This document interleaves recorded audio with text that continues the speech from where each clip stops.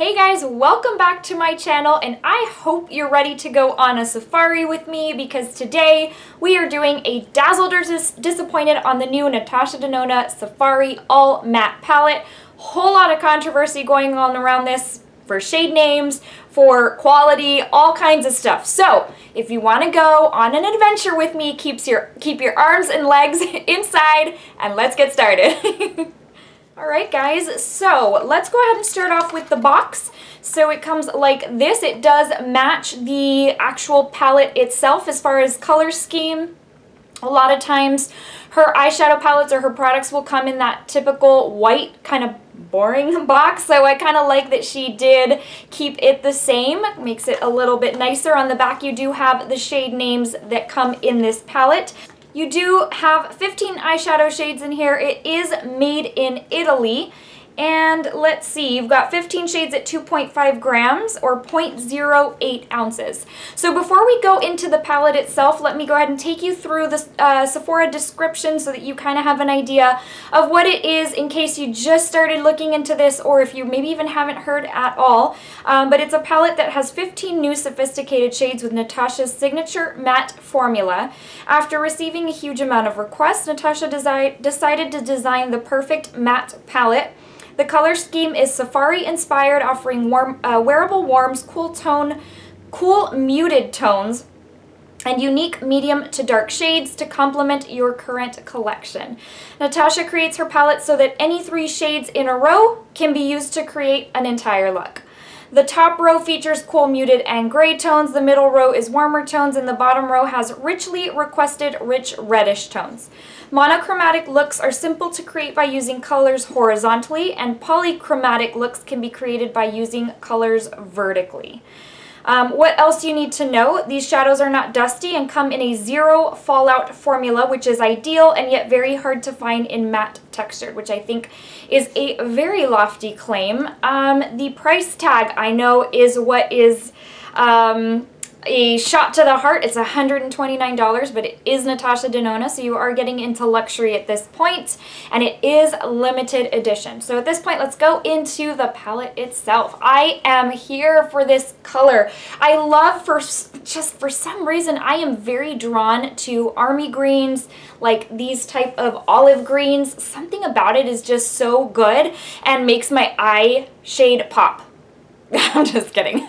These kind of shades are perfect for shadow for me because they really just make my eye color stand out so much. What I love even more is that the lettering is in like a baby pink. So you've got the kind of safari, outdoorsy, you know, type of thing, but yet you've got the, there's some pink right here too. You've got the baby pink that gives it that girly type of feel as well. On the back, you do have the little pin holes that you can pop these out and put them into a Z palette if you like. I believe the Tropic palette was like that as well. The cover is smooth and it does have the lettering in kind of a shiny type of finish. It's really, really pretty. The packaging is spot on. I can already tell you if I just had to judge this by the packaging, it would be a dazzled. I do love this. Open this up and in typical Natasha Denona fashion, you have the mirror right here.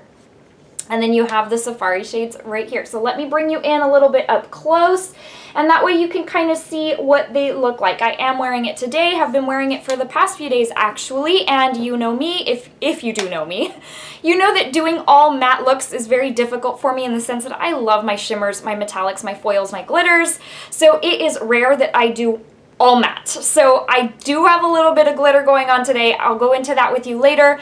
Put a little bit of glitter on it yesterday. Like, I have had to incorporate some sort of sparkle because just it hurts my heart to only do matte, but that's just me. So let me go ahead and take you into swatches and then we'll go into thoughts and what I'm wearing on my eyes after that. For the first 4 shades, we've got Malia, Fata Morgana, Rhino, and Stone. And the bad thing about Stone is it's one of those kind of grayish off-white type of shades that almost is a little bit boring. And that's the only bummer about that. But anyways, you're going to see what I mean here in a second. Just kind of like one of those legit stone colors. For the next 4 up, we have Savannah, Aya, Thorn, and Desert Date.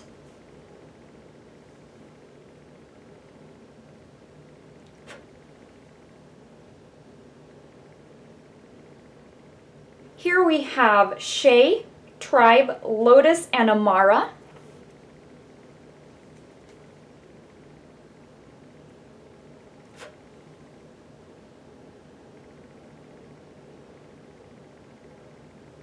The last three we've got, I think it's called Masai, but there's two A's after that M, so I hope I'm pronouncing that right. Voodoo and Tamarind.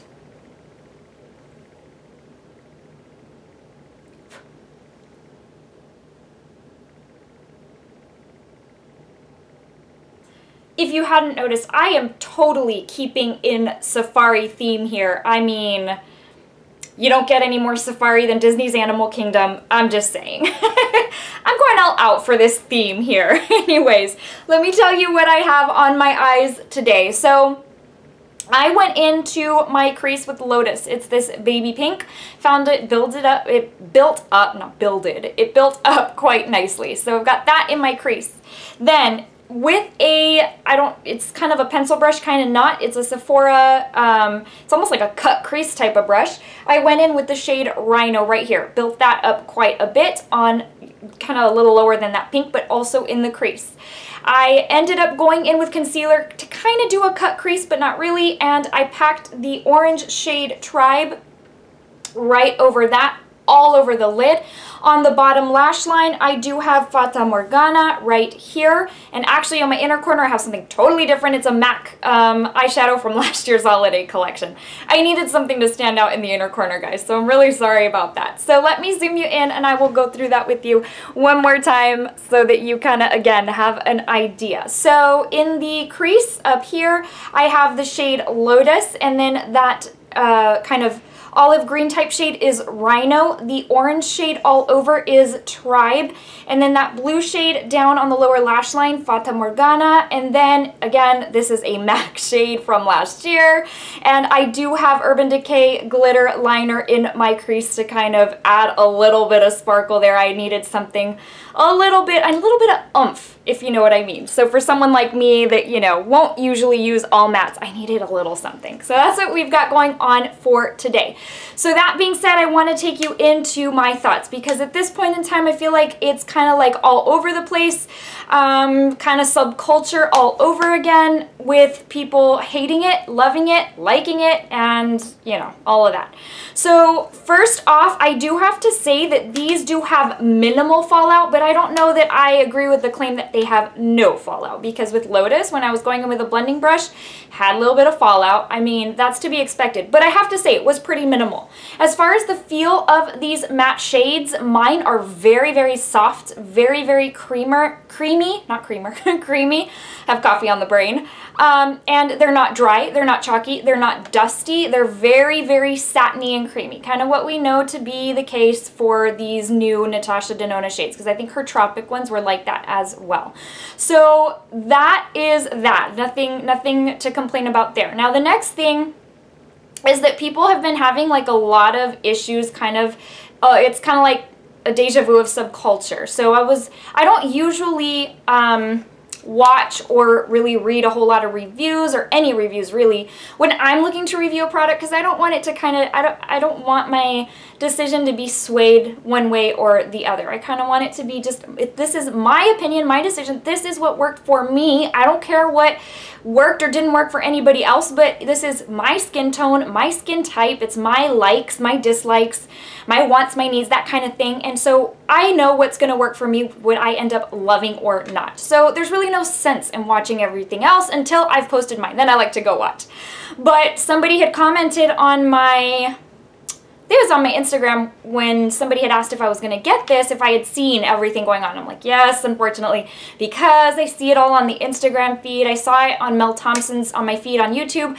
She had posted her video and it looked ridiculous and my heart dropped, because I thought, oh my gosh, such an expensive palette, and literally I just wasted my gift card. So with that, I was like, okay, I will watch a little bit of her video, and then, you know, I mean, it is what it is. I'll try it out for myself. I hadn't started using it at that point, and then I thought, okay, well, whatever. If it's just the worst thing ever, I will ship it back and just get the store credit.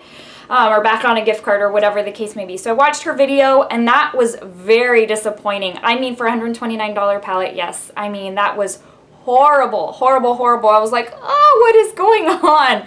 So I kind of, again, went into using mine with that thought that it was going to be horrible. I don't know what the deal is. I'm just going to tell you, if you've been with me since Subculture, you know I loved that palette so much. I love it because it gives me all the grungy looks I want, and I don't have all the issues that everybody else had. I don't know what's going on. So that being said, I'm going to say the same thing about this one. Every time that I have used this, have not had the issues that a lot of people have, like the issues that Mel has had, and, you know, with blending and it just kind of going away with it looking patchy and gross and just... It looked horrible, and for me, this one, I don't know if it's a bad batch thing. That seems to be a thing these days. I don't know. Could it be bad batches? Heck if I know, but I do know that mine has been performing great. I have no problem building up the color. It builds up like really, really well, really nicely. It's very opaque, very rich in color. I mean, I zoomed you in and you were able to see that like I really had no patchiness, no like bald spots or anything like that. And that's been the case every time I've used this. So I'm not sure what's going on. Now it could be, you know, I don't use every single one of these on my lid as a whole. I use some as my crease. I use some as my, you know, Rhino I used today on my crease. And it's not really one I would use on my lid. So maybe it's just dependent on where you're using it. I don't know. It just seems weird. Just seems that wherever you use it is where it's going to go wrong. And I just have not had that issue. They have performed very well for me. Again, minimal fallout, kick up, no fallout here. They build very quickly, very nicely. Obviously, I'm not going to apply these my standard way with either finger or a wet brush because these are mattes. So I go in every single time with a dry brush. And I think it's just a really good way to kind of pair it with a glitter or a sparkle or something along those lines. Now, the shade range is not something I would look at and say, wow, that's the best shade range. That's like the best pairing of colors I've ever seen. Because quite frankly, I wasn't sure that I was even going to pick this one up just because, again, I am not that matte kind of girl. I'm not the girl that says, I want like an all matte palette. No, I want like an all glitter, all sparkle, all foiled palette.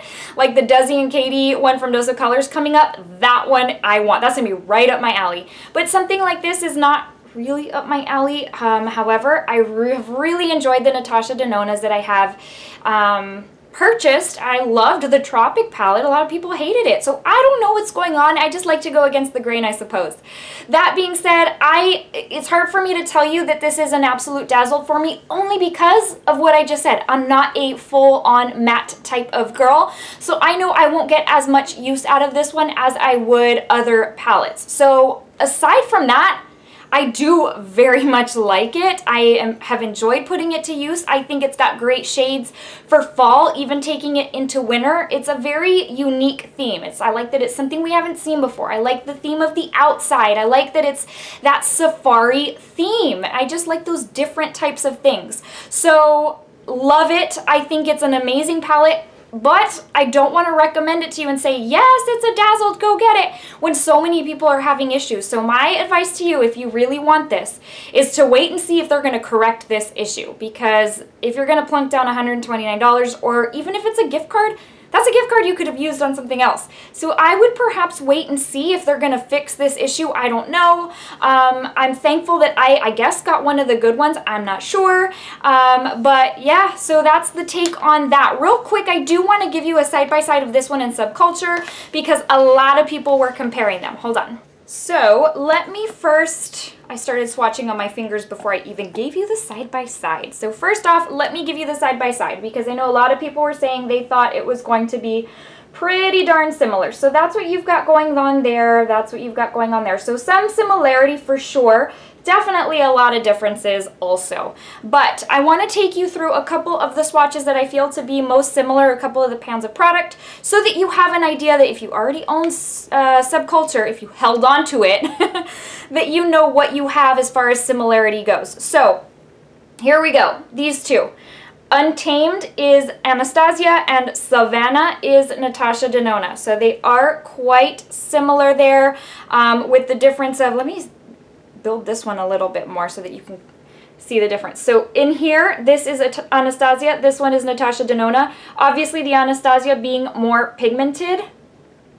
For these two, we've got All Star in the Anastasia and Masai in the Natasha Denona, with obviously All Star being darker. Man, swatch side by side, they're both not looking good.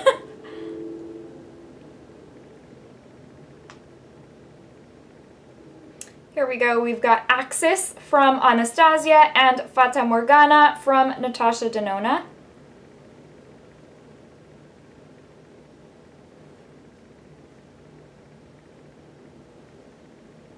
Quite similar there as well, and I do think the Anastasia shade is a little bit richer in pigment. Fudge from Anastasia, Thorn from the Natasha Denona.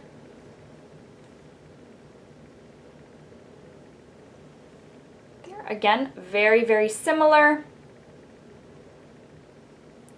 I feel like there is the Subculture is a little bit more rich brown than the other is, but aside from that, very, very similar. And lastly, we're going to do Roxy from Anastasia and Amara from Natasha Denona. Right there, and I actually added Desert Date right here from the Safari just because, again, still kind of in that same color scheme or color family? I don't know what word I'm looking for.